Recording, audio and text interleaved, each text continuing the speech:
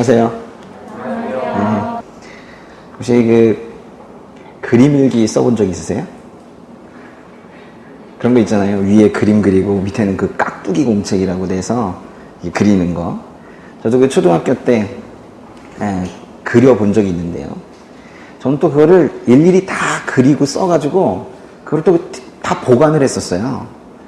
근데 그걸 이제 나이가 들어서 보게 된 거예요. 거기다 이제 하루는 이렇게 써놨더라고요. 나는 키도 작고 힘도 약하다. 공부를 안 하면 굶어 죽을 거다. 어딘이 틀리지 않습니다. 딱 이거예요. 공부를 안 하면 나는 생존 방법이 없다는 거예요. 8살짜리의 꼬맹이가 고백하기에는 무게감이 너무 큰 거예요. 무슨 삶의 무게감이 그때부터 그렇게 느껴졌는지.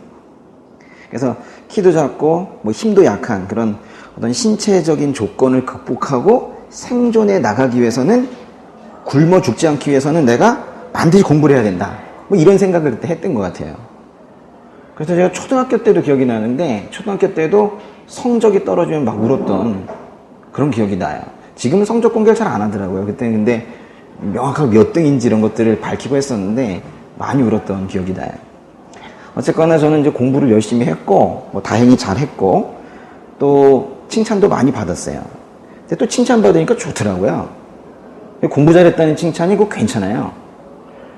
그래서 이제 이 두 가지, 공부를 안 하면 굶어 죽을 거라는 어떤 불안감, 또 공부 잘했을 때 어떤 칭찬, 이 두 가지가 저를 공부하게 만들었어요.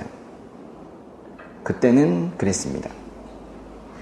왜냐하면 하나님께서 살아계신다는 것을 그때는 몰랐거든요.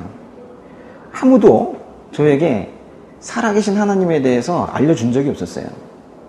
어쩜 그렇게 저희 가정에 한 명도 없었는지 지금 생각해도 신비할 정도예요. 제가 만약에 어려서부터 하나님을 알았더라면 저는 저를 그렇게까지 힘들게 하며 살지는 않았을 것 같아요. 저는 공부를 잘하는 편이었지만, 참 고백하기 그런데요, 성적이 나오지 않을 때에는 스스로를 아주 심하게 질책을 했습니다. 그런 이제 자기 전쟁이 이 안에 있었던 거예요. 잘 되면 본전, 못하면 질책, 이러면서 살고 있었어요. 그러니까 제가 얼마나 힘들었겠어요. 근데 그런 자기 전쟁 끝에 서울대학교라는 데를 들어갔어요. 좀 놀라는 척 좀 해봐요. 그래서 이제 나름대로 그때 당시에는요, 이제 제가 이제 무엇인가를 해냈다라는 그 생각에 잠시 도취되기도 하고 그랬었는데, 근데 이게 대학생이 되어서도 그 병이 멈추질 않는 거예요. 대학생이 되어서도 무엇인가 성과를 내지 못하면 여지없이 저 자신을 정죄하고 있는 거예요. 넌 그거밖에 못하니? 그러면서 자꾸 주변을 보는 거죠. 왜 볼까요? 누가 나를 칭찬해 주진 않는가 싶어가지고 칭찬과 인정에 목이 말라가지고 계속 그렇게 보고 있는 거예요. 아무도 말 안 하면 제가 못한 걸로 여기는 거예요. 그러니 제가 어떻게든 제가 농구를 해서 칭찬을 받을 가능성은 없잖아요? 그러니까 이제 공부를 해야 되잖아요. 그러니까 이제 공부가 저희 이제 생존 방식이고, 그래야지 또 칭찬도 받고 하니까 저는 오로지 공부에 관심을 가졌던 거예요. 그러니까 공부에만 관심이 있었어요. 저는 다른 거에 관심이 전혀 없었습니다. 한 번에 사실은 통기타 있죠. 저거 배워보려고 한 번 했었는데, 와, 저 시간 엄청 걸리더라고요. 저 시간으로 하는 거더라고요. 그래서 그만뒀습니다. 또 애들이 또 당구 치더라고요. 저 수학 같은 거예요. 제가 수학 잘하니까, 저거 하면 될 것 같아요. 그래가지고 해봤는데 며칠 하니까 재밌더라고요. 근데 시간이 많이 투자되더라고요. 그래서 그만뒀어요. 한 3일 했나? 세상에 그 많은 게임들이 있는데 저를 3일 이상 저를 끌고 갔던 게임이 없습니다. 그러니까 저는요, 아무것도 안 했어요. 공부밖에. 그래서 지금 이제 어른이 된 지금도 계속 관심은 공부하는 거 있죠. 그러니까 공부를 잘하는 법에 관심이 많아요. 그러니까 공부법, 암기법, 누가 이거 발명했다고 하면 사실 그게 그거예요. 근데도 그냥 괜히 또 한번 봐요. 또 좋은 게 또 있나 하고. 늘 이제 관심이 공부에 그렇게 있습니다. 그러다가 이제 삶의 벼랑 끝에서 이제 친히 찾아오신 예수님을 만난 이후에 제가 이제 충격적인 발견을 하게 된 거예요. 저는 그 이전에는 크리스천이나 아니나 다 비슷비슷한 삶을 산다고 생각했거든요. 그러니까 구원받고 뭐 이후에 천국 가는 거? 뭐 이런 정도 차이? 사실 그것도 작은 차이는 아니지만은 그냥 그 정도 생각을 했어요. 그래서 이 땅에서의 죄악된 삶은 거의 비슷하다. 이렇게 생각을 하고 있었는데 막상 예수님을 만나고 보니 아니었던 거예요. 크리스천이라는 사람들 독특합니다. 이 사람들 이상해요. 여러분은 어려서부터 크리스천이었던 분들은 잘 몰라요. 크리스천이라는 사람들을요, 저는 계속해서 대적하며 살았기 때문에 알아요. 근데 막상 크리스천이 되고 보니까 더 독특해요. 참 희한한 사람들입니다. 겉으로는 좀 비슷하게 보일지 몰라도 사실 겉도 좀 많이 다른데? 그 일요일 날 보면요, 교회 가는 사람들은 티가 나. 걷는 것도 좀 티가 나고. 하여튼 근데 아주머니도 특별히 티가 나요. 근데 그 내면을 바라보면 내면적인 모습은 다른 사람과 정말 다르더라고요. 정말 내면은 완전히 달라요. 아주 독특한 세계관을 가지고 있고 그 독특한 인식의 틀이 있어요. 그 안에서 생각하고 그 안에서 행동하고 그들만의 고유한 향기가 있어요. 성경에 그러잖아요. 그리스도의 향기가 있다고. 물론 이제 제가 이렇게 얘기하면 여러분들 중에 이렇게 생각할지 몰라요. 저는 아직은 제대로 거듭난 크리스천이 아닌 것 같습니다. 뭐 이렇게 겸손한 고백을 하는 경우에도 다른 사람과는 많이 달라요. 벌써 많이 달라 있어요. 사람이 가진 가치관이 뭐냐에 따라서 그 사람이 어떤 일에, 과업에, 우리의 또 공부에 다가서는 방법이 다르거든요. 가치관이 다르고 목적이 다르면 방법도 달라져요. 그래서 공부를 하는 방식도 다릅니다. 분명히 영향을 줘요. 그럼 이제 어떤 사람들은 그럴지 몰라요. 공부 방법은 딴 건 몰라도 공부 방법은 다 거기서 거기 아니겠는가. 크리스천이라고 다르면 얼마나 다르겠는가. 그럼 저는 아니라고 대답할 거예요. 다르다. 정말 많이 다르다. 제가 보기엔 정말 많이 다르거든요. 방법 중에 물론 공통적인 부분들이 있을 수 있습니다. 기술적인 부분들이 있으니까. 그런데요, 아주 그 기반, 기초, 이 공부를 바라보는 태도 이런 것들은 완전히 달라요. 크리스천의 시민권은 이 땅에 있는 게 아니라 하늘에 있다고 그러잖아요.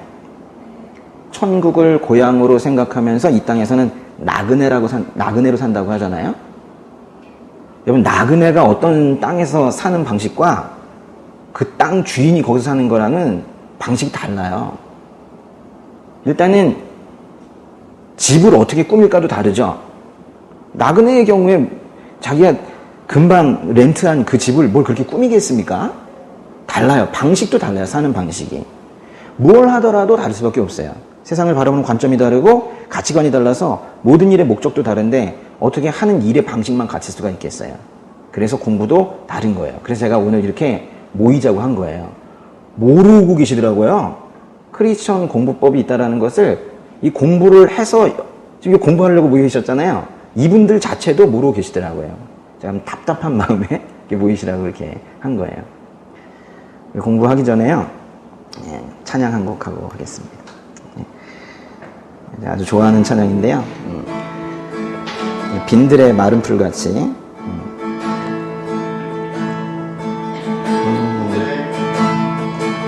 빈들의 마른 풀같이 시들은 나의 영혼 주님의 허락한 성령 간절히 기다리네.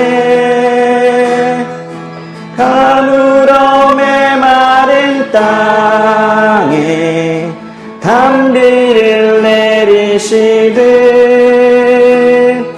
성령의 담비를 부어 새 생명 주옵소서.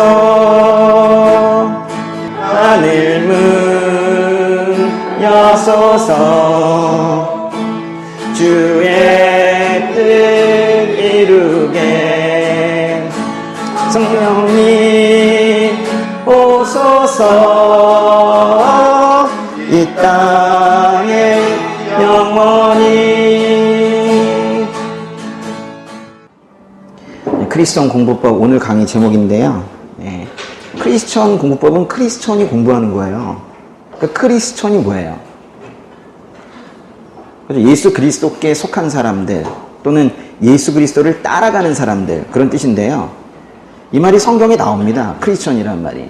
이 말은 이제 2000년 전에 그 지중해 동쪽에 그 안디옥이라는 한 지역에서 예수님을 따라가는 사람들을, 그 특별한 무리를 사람들이 조롱하면서 불렀던 거예요. 저희 크리스천들 가네, 그랬거든요. 그렇지만 지금은 이 크리스천, 이 호칭이 지금은 그런 의미가 아니죠. 지금은 예수 그리스도의 은혜를 경험하고 죄사함의 확신을 가진 그런 사람들 우리가 크리스천이라고 합니다. 크리스천은 자신이 예수님께 속한 사람이고 예수님을 따르고 있는 존재라는 사실을 자랑스러워해야 합니다. 예수님의 말씀과 복음을 부끄러워해서는 안 되고 삶으로, 웃음으로, 그리고 정확한 언어로 이렇게 말해야 돼요. 늘 말하세요. 뭐라고 말씀하시냐면 크리스천이어서 행복해요. 이렇게 말할 수 있어야 돼요. 크리스천 공부법의 구체적인 내용 들어가기 전에 제가 하나 짚고 넘어갈 게 있습니다. 아주 간단한 문제인데요. 주일에 공부해도 됩니까? 제가 실제로 받았던 질문이에요. 제가 좀 당황을 했는데, 왜냐하면 다른 학생들은 공부할 게 많은데 교회 가야 되나? 보통 이런 질문들을 하는데, 한 자매님이 오셔서 주일에 공부를 해도 되냐고 물어보는 거예요. 그 자매님은 주일 오전에 지금 다른 교회에서 주일학교 교사를 하고 오후에 청년 예배를 드려요. 그러다 보니 이제 하루가 거의 다 가지만 저녁 시간이 남는 거예요. 그 저녁 시간에 공부를 해도 되는지 그렇게 묻는 거예요. 그래서 제가 참 귀한 자매님이다. 주님 앞에 참 순수하다. 뭐 이제 그런 생각했죠. 제 마음에 어떤 잔잔한 감동 뭐 그런 게 왔습니다. 그래서 아무튼 이제 그 자매님한테 답을 내주긴 해야 되는데요. 여러분 생각하기엔 어때요? 주일에 공부해도 됩니까? 예수님께서는 안식일에 구덩이에 빠진 양이 있다면 어떻게 해야겠느냐? 이렇게 반문하시면서 안식일에도 여지없이 아픈 사람들 치유하셨습니다. 예수님이 치유하신다면 우리가 해야 될 일은 뭐예요? 그러니까 우리가 주일에 해야 될 일이 뭐냐는 거예요. 예수님이 치유하시면 우리 뭐 해야 돼요? 우리도 예수님을 치유합니까? 우리는 치유받는 거죠. 그걸 잘 받는 게 우리가 할 일이에요. 그 회복시켜 주시는 것에 감사해야 되는 게 그게 주일에 우리가 해야 될 일이에요. 그래서 실은 주일에 뭐 공부해도 되는지 이런 문제는 중요하지 않을 수 있습니다. 영과 진리로 참 예배를 드렸다면 예배를 마치고 공부를 한다 하더라도 아무런 문제가 없습니다. 오히려 예배를 통해서 받은 은혜 때문에 그 덕분에 공부가 더 잘 되지 않겠어요?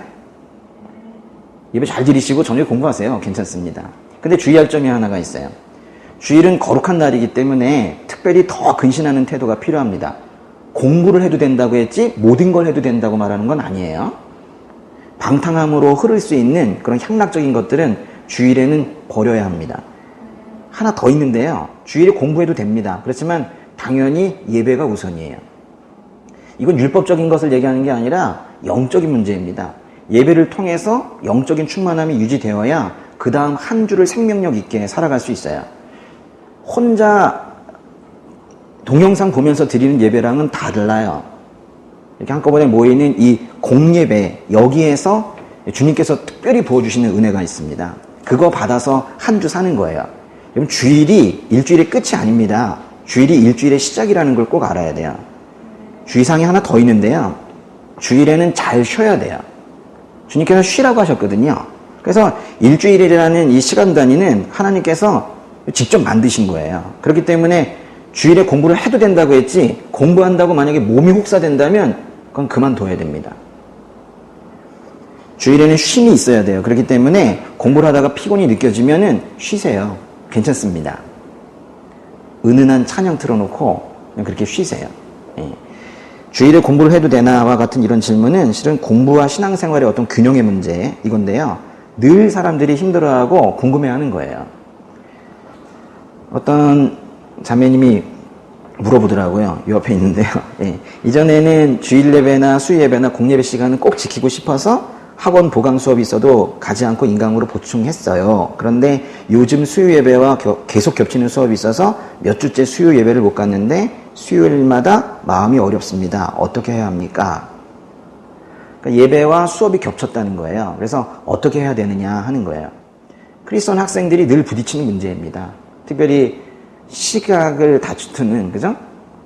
아주 시간이 없는, 그리고 우리 공시생들의 경우에는 특별히 더 큰 문제이죠. 학원 수업과 예배 시간이 겹쳤다. 어떻게 해야 될까요? 세상 사람들도 시간을 중요시 여깁니다. 시간이 돈이다 그러잖아요. 시간을 가치 있는 것으로 보는데요. 어떤 사람이 시간을 어디에 쓰는지 보면 그 사람 가치관이 다 드러납니다. 시간은 실제로 우리 삶에서 매우 중요한 거예요. 그런데 시간이라는 그 자원이 한정되어 있다는 거예요. 그러니까 동시에 예배도 드리고 수업도 듣고 그렇게 할 수는 없어요. 그러니까 주어진 시간 안에서 신앙생활과 학업의 균형을 맞춰가는 거에 항상 어려움을 느끼는 거예요. 그런데 이 문제는 매우 중요한 문제이긴 하지만은 이것에 대한 답을 내기 전에 우리를 한번 돌아봤으면 좋겠어요. 정말로 나에게 예배 시간을 확보하는 게 그렇게 어려운 일이었나? 생각해보면요. 일주일에 예배 드리는 시간을 다 합해도 실은 몇 시간 안 돼요. 그렇지 않습니까? 멍하니 있는 시간 조각들이 있죠. 휴대폰이나 인터넷 보면서 그냥 보내는 시간들이 있어요. 그런 것들 다 합치면 예배 시간보다 많을 거예요. 근데 이상하게도 예배의 시간을 드리는 것에는 참 우리가 인색한 것 같아요. 신앙과 학업의 균형을 말하기 전에 우리는 이제 주님께 무언가를 드리는 것에 얼마나 인색해하고 있었는지 우리 자신을 돌아볼 필요가 있는 거예요. 어쨌거나 이제 답을 좀 드리면요. 예배를 가야 되나? 수업을 들어야 되나? 뭐 이런 질문에 답을 드리자면 만약에요. 이제 결정을 하는 거예요. 예배를 드릴까? 공부를 할까? 근데 예배를 드렸어요. 그럼 어떤 마음이 들까요? 왜 그거 고민하는 거예요? 예배 드리면 되는데 예배를 드리면 왜 걱정해요? 경쟁에서 지게 될까봐. 딴 사람들 공부하고 있을 텐데 경쟁에서 지게 될까봐 그거 걱정하는 거 아닙니까? 근데 거꾸로 공부를 선택했어요. 그럼 또 어떤 마음이 들어요? 나에게 모든 것을 다 주신 하나님께 내가 겨우 한두 시간도 드리지 못했나? 그래서 부끄럽기도 하고 죄책감도 들고 그러지 않겠어요? 한번 생각해 보세요. 좀 이상하지 않습니까? 공부를 선택해도 예배를 선택해도 다 부정적인 감정만 들고 있는 거잖아요. 무슨 크리스천의 삶이 이래요? 예배를 선택하면은 두려움이 생기고 공부를 선택하면은 죄책감이 생기고 뭐가 이래요? 좀 이상한 거예요. 왜 이런 일이 생기냐면요. 예배는 영적인 일이고 공부는 세속적인 일이고 이렇게 생각하는 이분법적인 사고가 우리에게 깊이 박혀 있어요. 신앙생활을 잘하고 싶은 학생들이 이 오류에 더 많이 빠지게 됩니다. 그런데요. 세상의 일과 하나님의 일은 따로 있는 게 아닙니다. 예배를 드리는 것도 하나님의 일이고 공부를 하는 것도 하나님의 일이에요. 다만 그 마음의 중심이 어디에 있는가가 그게 중요한 거예요. 지금 여러분이 하고 있는 일이나 공부가 하나님께서 주신 일이라고 생각을 해서 기쁜 마음으로 그렇게 하고 있다면 이건 중요한 얘기예요. 하나님께서 주신 일이라고 생각을 해서 기쁜 마음으로 하고 있다면 그 일을 할 때 하나님께서 기뻐하세요. 그게 하나님의 일이거든요. 그런데 오히려 거꾸로 찜찜한 마음 때문에 억지로 예배에 나갔지만 그 마음의 중심이 하나님께 있지 않다면 그것은 예배를 드려도 하나님의 일이라고 말하기는 어려울 거예요. 여러분 이 이분법적인 사고가 얼마나 무서운 거냐면요. 예배는 영적인 거, 공부는 세속적인 거 이렇게 생각하는 분들은 예배 드리고 나면 완전히 세속적으로 삽니다. 이게 아주 무서운 얘기예요. 주일 성수만 하면 하나님 앞에서 자신이 할 일을 다 한 것 같은 그런 착각에 빠지기도 하는 거예요. 이분법적 사고를 버려야 됩니다. 여러분이 하는 공부가 하나님께서 환경을 여셔서 허락하신 공부라면 성실하게 하셔야 돼요. 왜냐하면 그게 여러분에게 주어진 소명이기 때문에 그래요. 뭐라고요? 소명이라는 단어를 여러분 잘 알아야 돼요. 여러분 소명을 받았다라는 게 무슨 목사 되거나 선교사 되거나 이런 걸 말하는 게 아니에요. 하나님께서 주신 일이면요. 공부도 소명이고 취업 준비도 소명이에요. 그게 그 시간에 그에게 주신 일이거든요. 근데 이런 것에 대한 개념이 없는 거예요. 그러니까 이 기준을 명확히 가지신 분들은 예배 갈까? 공부할까? 여기에 힘들어하지 않아요. 선택을 매우 자연스럽게 하고 있는 자기의 모습을 보게 돼요. 두 가지 중 어떤 걸 선택하더라도 죄책감 생기지 않고 어떤 걸 선택하더라도 기분 좋게 즐겁게 자유롭게 선택할 수 있게 돼요. 만약에 어떤 날 예배의 사모함이 너무 큰 거예요. 그럼 어떻게 하겠어요? 예배를 가야 되는데 공부는 어떻게 하죠? 예배의 사모함이 너무 큰 날에는요. 다른 짜투리 시간을 다 활용해서 동영상 강의로 학원 수업을 보충하더라도 예배 가는 거예요. 오히려 다른 것들 할 거를 갖다가 그걸 내려놓는 거죠. 예배의 사모함이 큰데 어떻게 하겠어요? 그러나 학원 수업을 또 꼭 들어야 되는 상황이면 또 감사하는 마음으로 수업 들으세요. 중요한 건 어느 상황에서도 주님을 인식하는 겁니다. 이걸 이제 어려운 말로 임재라고 하는 건데요. 하나님 임재 속에서 예배를 드리면 그것도 기쁜 일이고 하나님 임재 속에서 공부라는 소명을 다하면 그것도 기쁜 거예요. 어떤 선택을 하더라도 항상 기쁜 게 그게 하나님의 자녀의 삶인 거예요. 다만 한 가지 주의사항은요. 이건 좀 강조드리고 싶은데 주일 예배는 꼭 드리셔야 돼요. 앞에서도 말씀을 드렸지만은 일주일에 한 번에 예배를 드리는 거, 일주일에 한 번에 하나님의 말씀을 공급받는 것은 이거는 영적 생존의 최소한의 기준이기 때문에 그래요. 구체적으로 이제 공부 얘기를 좀 더 해보면요. 성경에 공부 얘기가 있나요? 성경에서 공부라는 단어 찾아봤어요? 저만 찾아보죠? 예. 우리말 성경에는 잘 나오지 않고요. 그 개역개정 버전에 딱 한 번 나와요. 정말 귀하게 찾죠? 어디 나오냐면은 여기 나와요. 여기. 이건 뭐 세상 사람들은 아마도 뭐 전두환 12.12 사태 뭐 이렇게 읽을 거예요. 그렇지 않습니까? 참. 근데 우리는 어떻게 읽어요? 전도서 12장 12절에 있습니다. 전도서 12장 12절에 뭐라고 그랬냐면 솔로몬이 하는 말인데요. 솔로몬이 많은 책들을 짓는 건 끝이 없고 공부하는 것은 몸을 피곤하게 만든다 그래요. 성경에 유일하게 공부란 단어가 한 번 나오는데 공부가 피곤한 거래요. 혹시 아멘 하고 계십니까? 전도서를 쓴 솔로몬은 3,000개의 잠언을 말했고 노래도 1,005편이나 지었다고 그럽니다. 그러니까 뭐 공부가 싫어서 피곤하다고 한 건 아닐 테고 이렇게 많은 다작을 하고 작품을 쓰다 보니까 혼자 외롭게 책상에 앉아서 책을 읽고 쓰고 하다 보니까 뭐 눈도 아프고 몸도 피곤하고 그랬을 거예요. 여러분도 비슷하게 하죠. 솔로몬처럼 책상 앞에 혼자 앉아서 외롭게 그렇게 공부하죠. 근데 성경에서는요, 솔로몬을 그 외롭게 또 피곤하게 만들었던 그런 공부 방법을 절대로 추천하지 않습니다. 성경이 말하는 공부 방법은 처음부터 끝까지 일관되게 배우라 해요. 잘 배워라. 혼자 공부하는 모습 자체가 없어요. 근데 여기 계신 분들은 이미 잘 배우고 있죠. 수업을 열심히 듣잖아요. 그죠? 근데 우리는 배워야 되는 존재입니다. 왜 배워야 될까요? 모르니까 배우겠죠. 근데 자신이 알고 있다고 생각하면 못 배워요. 수업 들으면서도 알고 있다고 생각하면 듣는 분들 있죠. 못 배웁니다. 앞으로 한 발짝도 나갈 수가 없어요. 공부할 때 기본 태도는 겸손이에요. 그런 면에서 크리스천들이 유리하죠. 하늘 보자 버리고 인간 세상으로 내려오셔서 인간 취급, 아니 인간보다 더 못한 그런 취급을 받았던 예수님의 겸손을 늘 묵상하고 살면서 겸손히 몸에 배워가잖아요. 그래서 뭐든지 잘 받아들입니다. 기본 인성 자체가 제가 보기엔 크리스천들이 공부를 잘할 수 있는 마음 바탕에 있어요. 맞습니까? 우리가 이제 배워야 되는 존재라면 우리가 이제 잘 찾아야 돼요. 누굴 잘 찾아야 될까요? 선생님을 잘 찾아야 되겠죠. 좋은 선생님을 찾아야 돼요. 어떤 선생님이 좋은 선생님입니까? 쉽게 설명해 주시는 선생님, 암기법 잘 만들어주는 선생님, 방대한 양을 요약 정리해주는 선생님, 기본서에 오타 없는 선생님, 뭐 다 될 수 있어요. 그런데 공통적인 것들이 있는 거죠. 그렇지만 크리스천이 만나야 할 선생님이 있는데요. 크리스천이 만나야 할 좋은 선생님은 무엇보다도 하나님을 경외하는 선생님입니다. 학원 수업 들을 때 그런 것까지 고려해야 됩니까? 이렇게 말할지도 몰라요.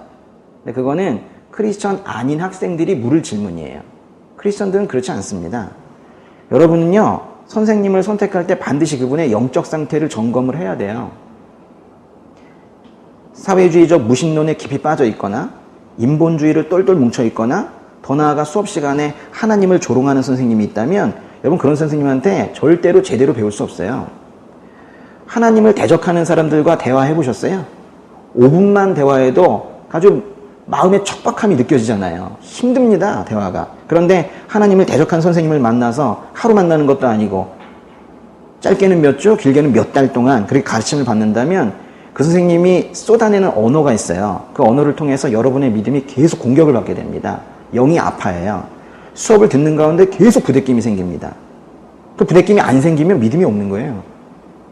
눈에 보이지 않지만 선생님의 영적 상태가 학생들에게 미치는 영향이 아주 지대합니다. 왜냐하면 언어 형태로 이제 무엇인가 주입이 되기 때문인데요. 그때 이제 주입되는 언어가 좋은 언어여야 되는데 깨진 언어들로 주입되면 힘든 거예요. broken words. 누군가를 이제 계속 비난하는 투로 수업을 하는 선생님이나 뭐 늘 욕설을 섞어가며 수업을 하는 선생님이나 또 학생들을 조롱하듯이 또 수업을 하는 선생님들이 있어요. 아무리 겉으로 보이는 실력이 뛰어나 보여도 피해야 됩니다. 그런 언어의 태도는 결국 수업을 재밌게 해보려는 게 아니에요. 그건 한두 번이지 그것이 지속적으로 있다는 것은 영적 피폐함이 거기서 나타나고 있는 거거든요.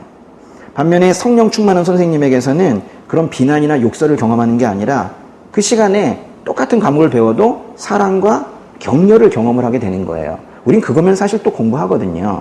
그래서 수업이 따뜻한 거예요. 그럼 이제 학생들의 마음의 문이 열려요. 운해가 열려요. 그 자리로 자네가 필요한 정보를 쑥쑥 받아들입니다. 그래서 그냥 공부가 되는 거예요. 마음 불편한 수업에서 여러분이 수업을 제대로 듣고 있다라고 착각하시면 안 돼요. 크리스천 학생들은 특별히 더 민감합니다. 그렇기 때문에 선생님을 선택하는 문제에 있어서 매우 신중을 기해야 돼요. 좋은 선생님을 찾는 것은 매우 중요합니다. 이건 평생 생각해야 될 일이에요. 이제는 뭐 시험에서 요구하는 정보가 많기 때문에 선생님이 도와주지 않으면 좋은 성적 내기는 사실 어려운데 하나 생각해 볼 게 있어요. 누군가의 도움을 받는 것이 분명히 공부는 수월해져요. 친구가 도와줘도 쉬워지고 선생님이 도와주면 특별히 쉬워지죠. 그런데요, 만약에 그 공부를 도와주는 분이 선생님 말고 좋은 선생님 말고 한 분이 더 있다면, 근데 그분의 이름이 성령님이라면 이건 상황이 크게 달라지는 거예요. 성령님이 도와주는 공부 생각해 보셨어요? 공부라는 것은 지적인 작업인 동시에 매우 감성적인 작업입니다. 이런 지적이고 감성적인 일을 만약에 그 영께서, 성령께서 도와주신다면 우리의 가능성은 상상할 수 없을 정도로 커질 거예요. 정말로 성령님이 지적인, 감성적인 작업에 관여하십니까? 당연합니다. 혹시 여러분 중에요, 성경을 읽다가 성령께서 조명해 주셔서, 성령께서 눈을 열어주셔서 성경의 그 비밀이 밝게 드러나고 그 시편에 있는 말씀처럼 성경의 그 말씀이 꿀처럼 단 그런 경험을 해보셨어요? 사람의 지성으로만 읽는 성경과 성령의 도움으로 읽는 성경은 근본적으로 다릅니다. 그러니까 성령의 도움으로 읽으면 성경의 내용을 이해하는 데 그치는 게 아니라 심지어 하나님의 마음을 공감하는 그런 경험을 하게 돼요. 그래서 이 땅을 향한 하나님의 마음 뭘까요? 아파하세요. 안타까워하시고 긍휼하게 보시고 그런 마음을 공감하면서 성경을 읽다 보면 그래서 머리로 읽을 때와 달라요. 그 마음으로 그렇게 성령의 인도하심으로 이렇게 읽다 보면 성경 붙들고 막 울게 되는 거예요. 그러니까 예수님께서 이제 부활하신 후 40일간 그 부활하신 몸을 보이셨다가 하늘로 올라가셨습니다. 그때 올라가시면서 너희에게 보혜사를 보내주겠다 하셨거든요. 보혜사라는 이 단어가 바로 성령님을 말하는 건데요. 보혜사라는 말은 돕는 자라는 뜻이에요. 보혜사 성령께서 하시는 가장 중요한 일은 우리를 뭘 도우시냐? 우리에게 예수님이 누구신지를 정확하게 알려주는 걸 그렇게 도와주세요. 그러니까 말하자면 예수님이 누구신지를 알려주신다라는 것은요, 그런 생각, 그런 사고를 갖게 하신다는 거예요. 그러니까 우리의 생각을 주관하시는 분이라는 거예요. 성령께서는 확실히 지적 작용에 개입하십니다. 성령님이 어디 계십니까? 이 안에 계세요. 이것이 그래서 우리가 겉으로 보이기에는 크리스천이나 아닌 사람이나 그 사람이 그 사람 같지만 이건 아예 존재 자체가 다른 거예요. 이 안에 영이 살아있는 사람이 있고 영이 죽어있는 사람이 있단 말이에요. 그래서 둘이 대화하면 너무너무 힘든 거예요. 성령께서 지적작용인 공부를 도우실 때 우리는 이전보다 확실하게 공부를 더 잘할 수 있습니다. 잘 외울 수 있고요. 무엇보다 딴 것보다도 통찰력이 커져요. 전체를 보는 힘이 커집니다. 이런 경험을 하십니까? 그러니까 크리스천 학생과 크리스천이 아닌 학생이 공부로 경쟁을 한다는 건요, 이건 처음부터 불공정 경쟁이에요. 일반 학생은 자기 힘으로만 죽어라 뛰고 있는데 크리스천 학생은 성령께서 생각과 감정을 주관하면서 그러면서 앞에서 끌어주고 뒤에서 밀어주고 그러거든요. 아니, 선생님이 도와줘도 불공정할 수 있는데 성령님이 도와주면 이건 게임이 다른 거예요. 제가 지금 성령님이라고 말해서 그렇지 성부, 성자, 성령 하나님은 한 분이십니다. 삼위일체 하나님께서 우리의 생각과 감정을 주관하고 지적인 작용을 통제해 주시는데 어떻게 이 공부라는 게임에서 질 수 있겠어요? 절대로 질 수 없습니다. 여러분은 공부 시작할 때 이 진리의 영이신 성령님께 도움을 구하면서 그렇게 책장을 여시나요? 설마 기도 안 하고 공부 시작하는 분은 없겠죠? 만약 성령의 도우심을 구하지 않고 공부를 시작하는 크리스천이 있다면 뭐 그분을 크리스천이라고 부를 수 있을까 의심도 되지만은 만약 그런 분이 있다면 안타깝게도 그분은 분명히 기도의 응답을 한 번도 받아본 적이 없거나 또는 하나님의 도우심을 신뢰하지 않는 분이거나 또는 하나님께서 돕는 영역이 있고 돕지 않으시는 영역이 있다라고 생각하는 분일 거예요. 말하자면 어떤 예배 뭐 이런 것들, 선교 이런 것들은 도울 수 있지만은 공부까지는 안 도우실 것 같다. 이런 착각을, 잘못된 생각을 가지고 계신 분일 거예요. 하나님께서는 우리의 전 인격을 다루시고 모든 생활을 다루시고 매 순간에 우리의 모든 것을 감찰하십니다. 아주 깊이 개입하시고 간섭하고 그러실 분이에요. 그렇게 하고 싶어 하세요. 공부하기 전에 또 공부하는 중간에도 계속 기도하세요. 기도를 게을리하지 마시라고요. 성령의 도우심을 구하는 기도를 하나님께 계속 올려드리세요. 성령께서 도우시고 열어주시면 공부가 달라집니다. 어떻게 기도하느냐? 그냥 도와주세요. 그래요. 다 알아요. 여러분 기도 못하는 거. 저는 이제 강의하다가요. 깜짝깜짝 놀랄 때가 있어요. 여러분 방언이라는 거 알아요? 여러분은 눈치채지 못하겠지만 앞에 동영상도 찍고 막 그러고 있을 때 제 속에서 수업 중에 이렇게 마이크 들고 있는데 계속 방언이 올라올 때가 있어요. 막 혀가 막 돌아가고 막 그래. 그러면 이제 근데 보이면 안 되니까는 필기하는 척 이러면서 이제 돌아가지고 있고 좀 그럴 때가 있어요. 그때 이제 항상 그런 건 아닌데요. 여러 번 그런 적이 있었어요. 그러고 있다가 돌아섰으니까 뭘 해야 되잖아요. 그래가지고 돌아서가지고 이게 판서를 이렇게 하다 보면 제가 준비 한 번도 안 했는데 매우 창의적이고 깔끔한 좋은 뭐 그런 제가 나중에 봐도 그 찍어놓고 싶은 뭐 이런 그런 필기가 나오기도 하고 뭐 그런 판설이 나올 때가 있어요. 마치 그 하나님께서 손가락을 보내서 그 벽에 글을 쓰셨던 그 다니엘서의 한 장면 막 그런 게 나오는 거예요. 그런 신비한 일이 있을 수 있다는 사실을 제가 예수님을 믿기 전에는 몰랐습니다. 지금도 의심하는 분들도 있겠죠. 근데 종종 제가 수업 준비 마치고 이제 교실로 이제 가려고 할 때, 강의실 가려고 할 때, 뒤에서 막 누가 잡아 끄는 그런 느낌이 들 때가 있어요. 저는 제가 쓴 책이고, 제가 여러 번 강의했기 때문에 잘한다고 생각했는데, 계속 어떤 마음을 자꾸 주실 때가 있어요. 어느 부분에 좀 살펴봐야 되지 않겠는가. 그럼 저는 또 제 생각이라 생각하지 않고, 기도하고 올라가다가 드는 마음이기 때문에 분명히 도우시는 거구나. 그래서 또 펴요. 순종하면서 편다고요. 그럼 너무 뻔하게 제가 알고 있다고 생각했던 그 부분에 오류가 있는 걸 계속 발견했어요. 제가 이 경험을 언제 했냐면 한국사 강의 처음 시작할 때. 그때 한 번만 오류가 나도 다들 떠나갈 그런 상황에 그때 계속 이런 식으로 저의 오류를 계속 잡아주셨어요. 실은 저의 이런 매우 주관적인 경험, 이걸 뭐 어떻게 나누긴 좀 힘든데요. 이런 주관적인 경험이 이런 강의를 이제 준비하게 된 최초의 동기이긴 했습니다. 저는요, 강의 중에 하나님을 만납니다. 일을 하는 중에 하나님을 만나는 거예요. 학생들이 눈치채지 못하는 사이에 뭐 강의하다가도 주님을 찬양하기도 하고 속으로 사랑합니다 뭐 이렇게 고백도 하고 뭐 그러는데요. 그렇게 강의 중에 말하자면 예배 시간이 아닌 제가 업무, 일을 하고 있는 동안에 그 하나님을 만날 때는요. 그날은 분명히 제가 성령 충만에 있는 날인데요. 제가 그런 성령 충만을 느끼게 되는 상황이 있어요. 여러 상황이 있는데 특별히 그렇게 이제 그날은 그 시간이 어떻게 가는지도 몰라요. 그냥 계속 사랑합니다 하면서도 또 수업은 하고 있다고. 근데 이제 그런 날이 어떤가 보면은 제가 그날 특별히 이 노량진 땅을 보면서 느끼는 그런 안타까움이 컸던 날, 또는 학생들을 향한 그 애틋한 마음이 컸던 날. 그게 제 마음이 아니고 그게 하나님의 마음인데 그 마음을 제가 비슷하게 느꼈던 날, 그때 저의 이 영이 크게 고양되는 것을 제가 경험을 많이 했어요. 그래서 제가 그런 날에는 주님께 기도합니다.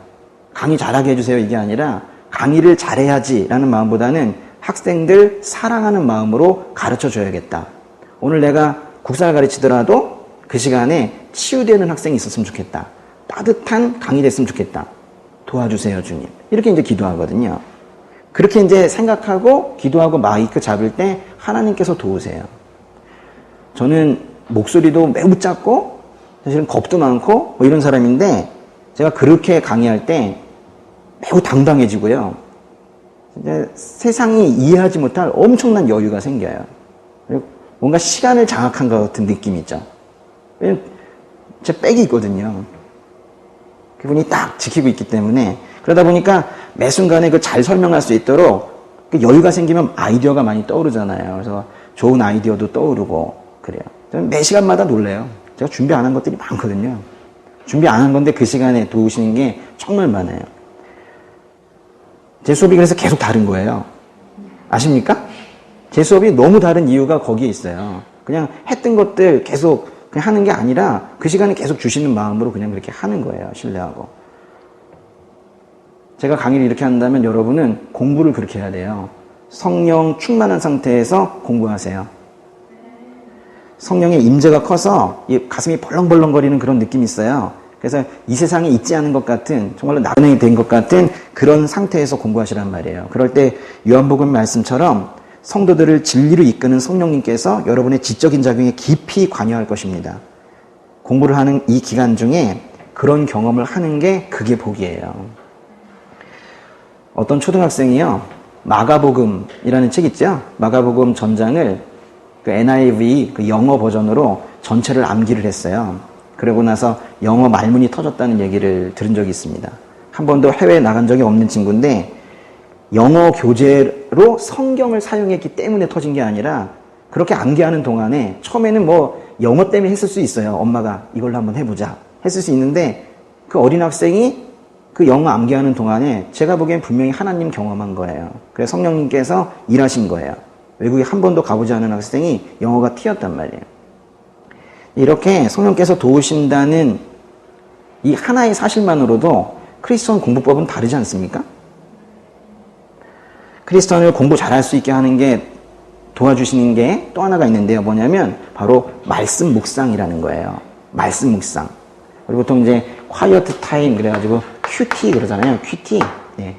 보통 이제 아침에 많이들 하시고 어떤 분들은 저녁에 하시는데 우리 교회 계속 하고 있죠? 그죠? 제가 계속 올리고 있잖아요. 말씀 묵상 올리고 있는데 다들 말씀 묵상을 하면서 올리지는 않는 거죠? 응? 그렇죠. 저는 매일 그걸 하는 시간을 아주 중요하게 생각을 합니다. 여러분, 사람은요, 공부를 잘하는 존재로 태어났을까요? 못하는 존재로 태어났을까요?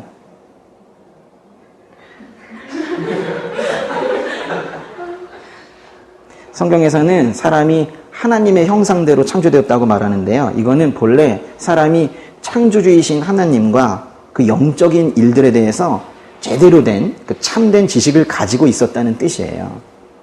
다 잘 알고 있었다는 거예요. 왜곡되지 않게 제대로 알고 있었다는 거예요. 근데 사람이 죄를 짓고 하나님께 반역하는 삶을 살게 되면서 우리는 그런 지적인 훌륭한 은사를 잃어버렸어요. 사람은 태어날 때부터 그래서 죄성을 가지고 부패한 본성으로 그렇게 태어날 뿐만이 아니라 정상적인 지적 활동도 어려움을 겪는 그런 부족한 존재가 되어버렸습니다. 말하자면 사람은요, 공부하기 어려운 조건을 가지고 태어났다는 거예요. 우리가 가지고 있는 가장 큰 문제는 무엇보다도 인식의 틀이 손상됐다는 거예요. 그렇다고 해서 인식의 능력이 없다는 건 아니에요. 공부를 할 수는 있어요. 그런데 어려움이 많다는 거예요. 그러니까 인식 능력이 아예 없으면 공부도 안 할 텐데 조금 남아있으니까 그걸로 공부는 하는데 여전히 어려운 거예요. 이해도 잘 안 되고 암기도 잘 안 되고 이런 거예요. 한 문장 정도는 이해를 하는데 여러 문장이 엮어져서 하나의 글이 되면 주제를 찾을 수가 없습니다. 집중력이 매우 손상이 되어서 그 글이나 말을 받아들이는 능력, 즉 수용 능력이 매우 낮아져 있는 거예요. 여러분 혹시 그런 생각 가지고 계셨다면 잘 보고 계신 거예요. 그러면 정체성을 잘 알아야 돼요. 그리고 또 하나의 문제는 듣거나 읽기는 하는데 모두 자신의 틀 안에서 그것들을 이해하는 거예요. 그래서 수업과 책이 말하는 진정한 의미를 이해하는 게 아니라 자기가 듣고 싶은 걸 들어요. 자기 읽고 싶은 걸 읽어요. 왜곡의 문제가 발생합니다. 그래서 모든 것을 이해하는 것처럼 보여도 실은 그 정보를 있는 그대로 받아들이지 못하고 있는 거예요. 그러니까요, 다들 똑같이 이해하고 있는 줄 알죠? 제가 한국사 시간에 이렇게 설명을 하면 거기에 만약에 50명이 앉아있다면 50명이 다 다른 이해를 하고 있어요. 그 중에 그래도 많은 분들은 좀 달라도 어느 정도 괜찮은 이해. 근데 그 중에 몇 분은 정말 다른 이해들을 하고 있는 분들이 있어요. 여러분은 모르죠. 질문을 받아보면 알거든요. 이야, 어떻게 이렇게 이해를 하고 있냐? 공부에 있어서 치명적입니다. 이해를 잘 못해서 열심히 공부를 해놓고도 문제를 풀면 틀린다는 얘기예요. 시험장까지 왜곡된 정보를 끝까지 가지고 가는 친구들이 허다합니다. 이런 면에서 크리스천이 매일 하는 이 말씀 묵상은 이게 하나님 말씀을 읽는 건데요. 하나님 말씀을 보면서 내 생각을 집어넣는 게 아니에요. 자신의 생각은 완전히 버리고 하나님께서 오늘 아침에 나에게 무슨 말씀을 주셔서 내가 이 말씀 붙들고 하루 어떻게 살아가게 하실까? 자신의 생각을 내려놓고 하나님 말씀의 순수한 의도가 무엇인지를 파악하는 건데요. 자신의 생각 내려놓기 하는 데 있어서 이 말씀 묵상, 이 큐티보다 더 좋은 방법은 없습니다. 물론 여기에 전제는 이걸 매일 해야 된다는 거예요. 자신의 생각을 내려놓지 않으면 결코 책이 말하는 걸 그대로 받아들일 수가 없습니다. 그거를 공부 못한다고 하는 거예요. 그런데 말씀 묵상을 할 때에는요, 이 자신의 생각을 내려놓고 하나님 말씀을 그대로 받아들이는 걸 배우게 되고 그것이 습관이 되면 성경뿐만이 아니라 성경 이외의 책도 다 잘 읽게 됩니다. 저는 한국사뿐만이 아니라 관세법이라는 과목도 가르치고 있는데요. 제가 관세법을 한 10년 정도 가르쳐서 나름 관세법에 대해서 잘한다. 응? 이렇게 내가 그래도 우리나라에선 최고지 뭐 이런 교만을 그런 자부를 하고 있을 그 30대 중반에 하나님을 만났어요. 30여 년을 하나님 외면하면서 살다가 늦게 하나님을 만나게 되니까 이 구원의 감격이 얼마나 큰지, 그래서 제가 말씀 묵상할 때에도 하나님 말씀인 이 성경의 그 단어를 한 단어도 잃어버리고 싶지 않은 거예요. 근데 제가 원래 단어 읽지는 않거든요. 우리 보통 의미 단위로 읽잖아요. 어느 정도 의미가 되면 넘어가고 하는데, 그러다 보니까 이제 중요한 단어들도 중간에 빼먹는 경우들이 종종 생겨요. 근데 제가 성경 말씀을 읽기 시작을 하면서 나 살려주신 주님의 말씀인데 내가 어떻게 이거를 단어를 잃어버릴 수 있겠는가? 그래가지고 제가 그거를 단어 단위로 끊어서 읽는 습관이 생겼어요. 이전에는 그렇게 안 읽었어요. 이전에는 의미 단위로 읽었지. 근데 이전에는 왜 의미 단위로 읽었을까요? 단어를 읽으면 전체가 보이지 않을 것 같고, 또 그러면 뭐 그리는 속도도 매우 느릴 것 같고, 그래가지고 그냥 좀 크게 대충 뭐 이렇게 읽었었던 것 같아요. 근데 제가 막상 성경을 읽을 때 단어 하나하나에 집중을 해서 읽다 보니까 그 의미가 더 명확해지는 경험을 하게 되는 거예요. 그래서 이 전체 이 맥락 중에 그 단어가 얼마나 큰지, 그래서 이 맥락 속에서 한 단어가 주는 은혜들을 아침에 경험을 하면서 그래서 이제 단어에 대한 소중함을 더 크게 느낀 거예요. 그래서 저는 지금도 그렇게 성경을 보고 있고 설교 준비도 매양 그렇게 합니다. 그러다 보니까 성경을 해석하는 것도 매우 풍성해지고 성경 말씀이 더 귀하게 느껴지고 그래요. 지금 우리 교회가 예레미야서라는 어려운 책을 지금 강의 설교를 하고 있는데요. 예레미야서 3장 12절에 이런 말씀이 있어요. 가서 이 말들을 북쪽을 향해 선포하여라. 예레미야라는 예언자에게 하나님께서 가서 이 말들을 북쪽을 향해 선포하여라. 그럼 저는 이걸 갖다가요, 가서 이 말들을 북쪽을 향해 선포하여라. 그런데 이제 북쪽에, 왜 북쪽일까? 왜 북쪽일까? 북쪽 이스라엘은 이미 망한 지 100년이 지났는데 아무도 없는 그 광야의 땅에 왜 선포하라고 하실까? 이러면서 한참을 여기에 머무는 거예요. 또 믿음 없는 이스라엘아 돌아오라. 왜 믿음 없다고 하셨을까? 그럼 또 원어도 찾아봐요. 아, 이게 돌아갔다는 뜻이구나. 믿음 없는 이스라엘아 돌아오라. 잘못 돌아간 이스라엘아 돌아오라. 오, 믿음 없는 단어와 돌아오라는 단어가 똑같네? 이러면서 한 단어 지금 이렇게 보고 있거든요. 그러니까 저는 설교 준비하는 게 시간이 많이 걸려요. 그렇게 꼼꼼하게 봅니다. 이렇게 성경 말씀의 단어를 하나도 놓치지 않고 읽는 훈련을 매일 하다 보니까 어느 순간 제가 관세법을 그렇게 읽고 있는 거예요. 관세법 법전을 제가 아주 한 단어 한 단어 꼼꼼하게 읽고 있는 거예요. 근데 관세법이 그때부터 새롭게 보이는 거 있죠. 제가 10년 동안 관세법을 연구하고 강의하면서도 제가 절대로 발견하지 못했던 그 법의 비밀들이 선명하게 풀어지는 거예요. 그래서 제가 하나님 만나고 나서 제 관세법 강의가 완전히 달라졌습니다. 더 명확해졌고 아주 정밀해졌어요. 근데 이제 요즘 시험 보면은 서로 다른 그 법 규정의 공통점과 차이점 뭐 이런 것들이 조금 바뀌어가지고 세밀한 부분이 바뀌어서 이렇게 나오는데 그런 부분들을 일일이 다 볼 수 있게 된 거예요.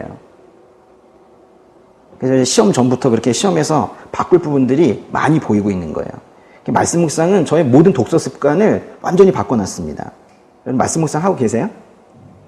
꾸준히 저처럼 이렇게 하시면 책 읽는 태도 자체가 바뀌어요. 공부 태도 자체가 바뀝니다. 저는 말씀 묵상 덕분에 이전보다 더 공부 잘하는 사람이 됐어요. 물론 말씀 묵상 자체가 다른 책을 이해하기 위한 수단은 아닙니다.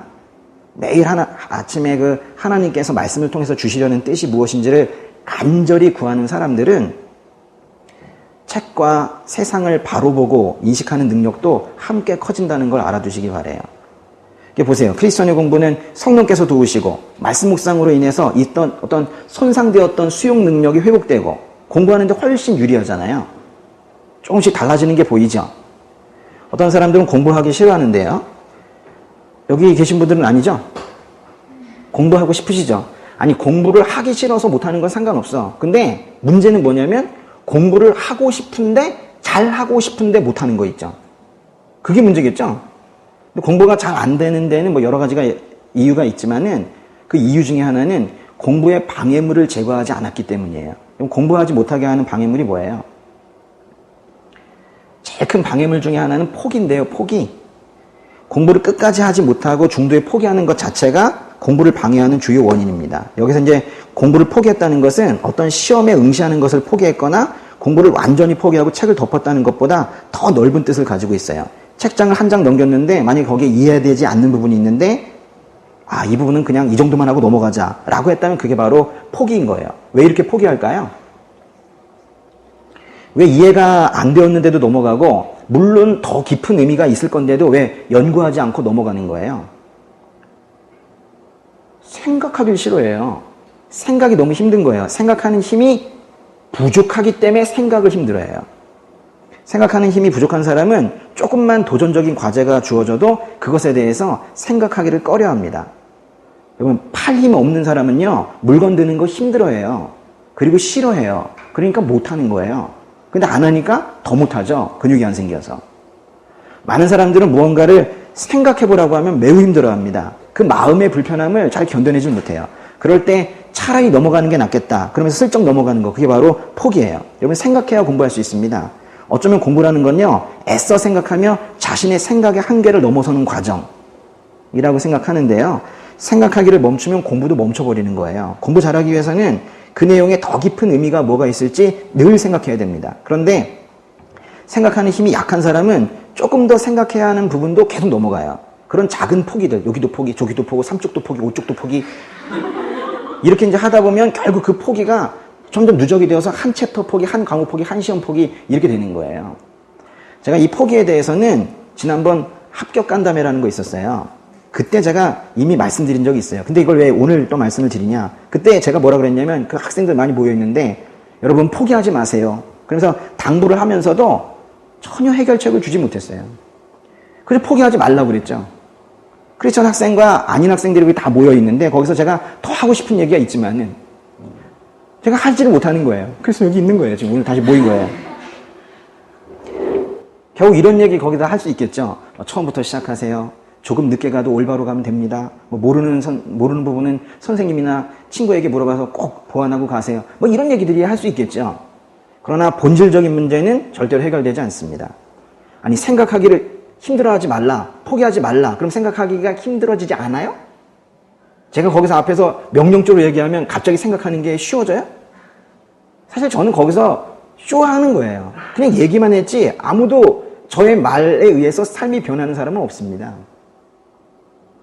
그래서 이런 면에서 크리스천 학생들이 공부를 하는 데 있어서 다른 사람보다 또 유리한 점이 있는 거예요. 다른 말로 하면 크리스천 학생이 다른 학생들보다 이 포기를 이겨내는 힘이 커요. 첫째, 크리스천은 다른 사람보다요 생각하기를 덜 힘들어해요. 아셨습니까? 생각하는 거를 좀 더 잘해요. 왜 그래요? 일단 이거 하잖아요. 말씀 묵상. 이거 네가 안 하면 말이 안 통하는 거예요. 그러니까 응? 응? 말씀 묵상을 하면서 늘 아침마다 생각하는 훈련을 합니다. 또 일주일에 적어도 한 번은 설교를 들어요. 그리고 좀 더 나아가서 뭐 성경 공부도 하고 또 공동체에서 나눔도 또 이루어지죠. 근데 다른 친구들은 어떻게 살아요? 일주일 내내 말을 하도 잡담을 하고 또 인터넷 연예기사 뭐 노출되는 뭐 그런 것들 보고 하죠. 크리스천 생활은요, 그 자체가 생각하기예요. 더구나 이제 크리스천 생활에서 다뤄지는 생각의 주제들 보세요. 어떤 거 생각하라고 그래요? 생활의 작은 부분에서부터 구원, 영생, 삶의 목적. 같은 나이대의 다른 학생들이 절대 생각하지도 않는, 접근도 하지 않는 이런 거대한 담론들에 대해서 계속 생각하거든요. 또 교회와 공동체가 가만두질 않아요. 계속 그런 것에 대해서 수시로 질문을 던집니다. 그래서 계속해서 생각하게 되죠. 삶의 부분에 대해서, 인생에 대해서, 죄에 대해서, 심판에 대해서. 나는 누구인가? 인간은 어떤 존재인가? 하나님은 누구신가? 예수님은 누구신가? 우리는 왜 사는가?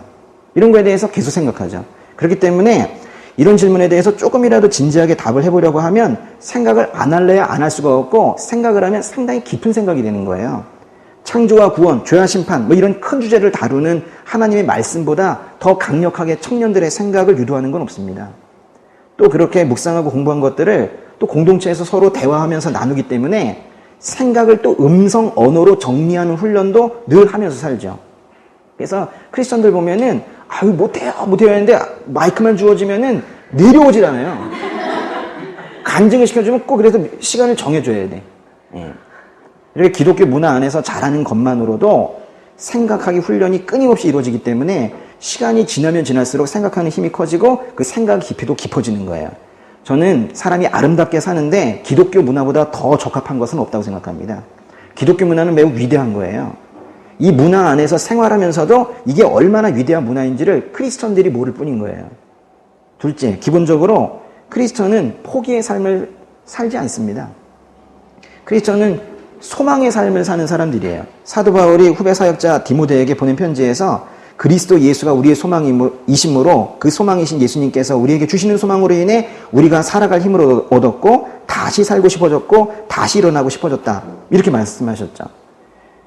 예수님 이야기 보면 가늠한 여인을 돌로 쳐 죽이려는 그 유대인들 사이에서 그 여인의 죄를 용서하고 다시 살고 싶게 하신 그 예수님의 모습을 봐요. 또 남편을 여러 번 바꿔가면서 수치스럽게 살았던 그 사마리아의 수가성의 여인을 다시 살고 싶게 만드신 그런 예수님을 봅니다. 그 예수님으로 인해서 우리가 다시 살고 싶어졌고 그런 삶의 소망이 있는 사람들은 포기를 하는 게 아니라 포기하는 걸 포기해요.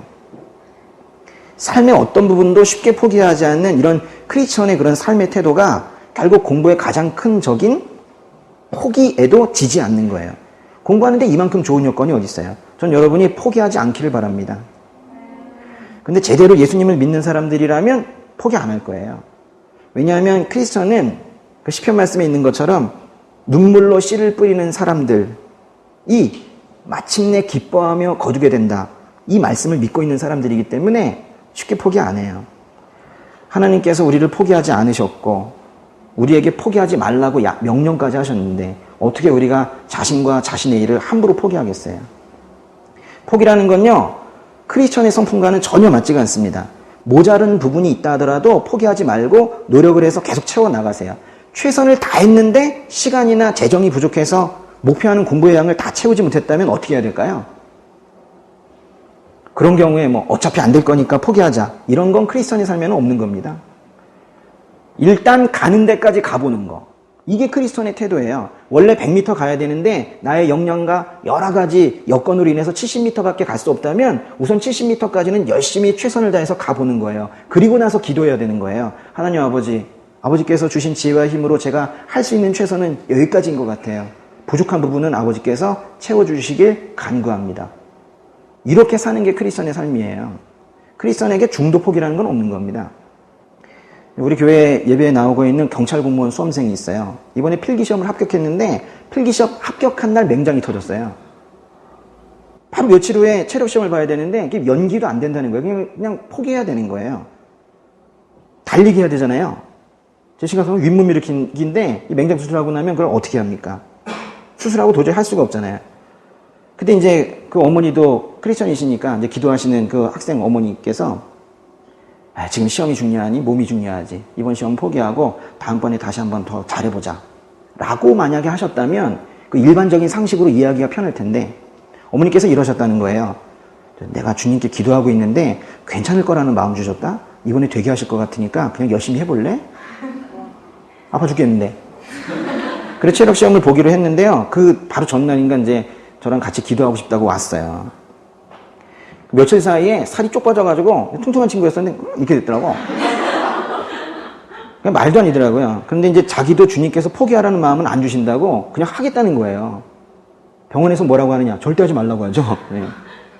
그 체력 시험까지 다 봤어요. 잘했어요. 배로 움켜쥐고 했대요. 이제 면접 준비하고 있는데요. 그 친구 지금 큰 경험하고 있는 거예요. 다른 학생들 같으면 야, 난 왜 이렇게 운이 없지? 왜 하느니 되지가 않지? 왜 하필 필기 합격하는 날 맹장이 터지냐? 뭐 이러면서 이제 그 다운된 마음 때문에 몸도 결국 일어나지 못했을 거예요. 근데 기도 같이 하던 날 제가 그랬어요. 너 하나님 끝까지 붙들라고 사인 주시는 거구나. 나의 힘으로 그 자리에 갔다고 생각하지 않게 하시려고 하나님께서 하시는 일 지금 보여주시려고 하는 거구나. 야, 너 정말 큰 선물 받았다. 제가 그랬어요. 중요한 건 어떤 상황에서도 포기하지 않고 나아갈 때 그때 하나님이 어떻게 일하시는지 그걸 경험하는 거예요. 그런 사람들을 크리스천이라고 하는 거예요. 아시겠습니까? 네. 제가 계속 할 수도 있는데 조금만 쉬었다 할게요. 이게 너무 길면 좀 그러니까 저기 아이스크림 사왔나요? 네.